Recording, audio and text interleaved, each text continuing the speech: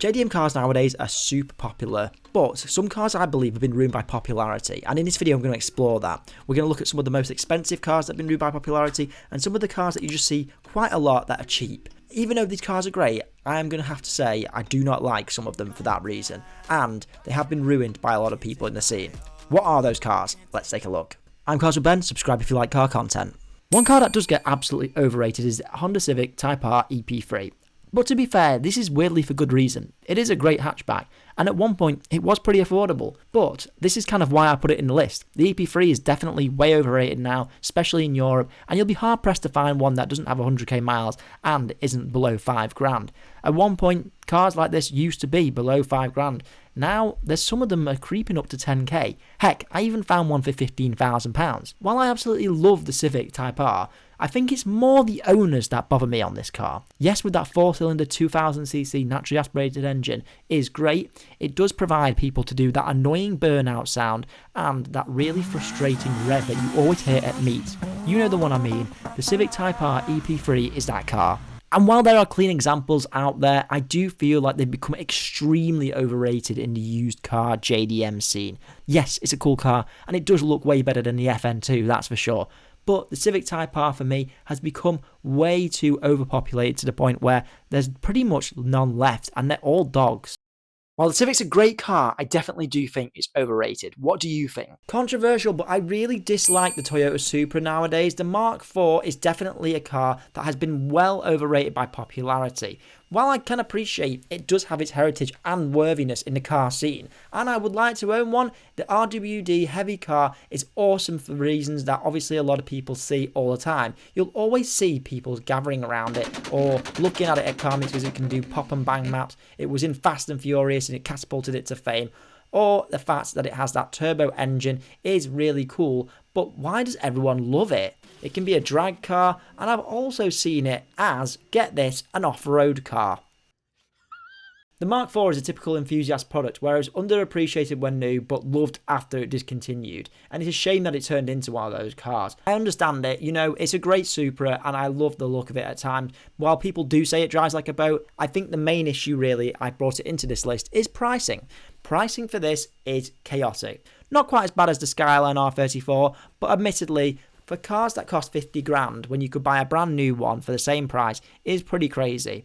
And I do get appreciation, but while the Supra does have its place, I feel like it's been overinflated by every car enthusiast for the reasons I mentioned latter. The Supra doesn't even drive that well. A lot of people have claimed that when they've driven it, and it definitely for me is well overrated. On paper, the Honda S2000 has everything going for it. It is a great car, it looks good, and it performs amazingly. That high VTEC revving engine works so well, much like the Civic. And in many ways, it's similar to the MX-5, an older, upgraded, more grown-up version. But that is exactly the problem with the S2000. It's become a car that is quite similar to the MX-5, but with a bit more advanced technology. While I do really love the S2000, and I was planning on getting one at one point before I got my 86, the S2000 for me has become way overpopulated. A lot less of them. Similarly to the Civic EP3, you're not able to find that many, and if you are, they're going to be expensive with high miles. Actually, when they're modified, they are really tastefully well done, and I don't think someone who owns an S2000 is usually someone who is a terrible car person. They know what they're doing. However, it's just finding them is my issue. It's hard for me to sit here and talk about the S2000 in such a bad way. It was a well-engineered car, but popularity has completely ruined the S2000 for me. Yes, they are great cars, but I think they should be lower than what they are priced at current. You can't tell me that 20 grand for 100k miles is not ridiculous. I can't even hate on the S2000. The current car prices are crazy, but I do love it for what it is. Maybe this one I can let it slide. People often say the Nissan 180 SX is the most perfect 90s car. Well, I don't blame them, it's a great car. However, tell me the last time you've seen one stock. No, you can't tell me because there's none left. And yes, while most of them are going to be imports in the UK particularly, finding a 180 is impossible. I've actually been looking around Auto Trader and other various sites, and it seems near impossible to find anything stock, let alone maybe a modified one, maybe there's a 2 or 3. It's a difficult car to find, and I challenge anyone to go and find a stock clean one. So I guess that's part of the reason I brought up the 180 really. The 180 is for me way too overpopulated. It has become known as Godzilla's legacy. It's also created downfalls in prices to buy, own, modify and repair. It's weird really when you look at the 180SX. It should have been almost like the MX-5, loads of them, but they don't seem to have made a lot of them in Japan, or they just didn't really import them over here to the UK like I said. That full-fat SR20 DET was obviously very popular for a lot of enthusiasts. And I don't think Nissan knew it at the time. The Nissan 180SX was just a plain, simple, lower branded sports car, but it became popular with drifters and car enthusiasts alike. Just look at some of the old advertisement for this car. It's almost advertised like a fighter jet. For a Nissan. And let's be honest, if you are looking for a 180, 200 or 240SX, it's going to be difficult. They're going to be rusty if you do find one that's stock anyway. Some are found through barn finds, others are just way too modified, no one's going to want one. And then there's the price. Yes, like all the cars in this I've included, it is going to be expensive. Prices in the UK seem to typically go from £20,000 to £30,000.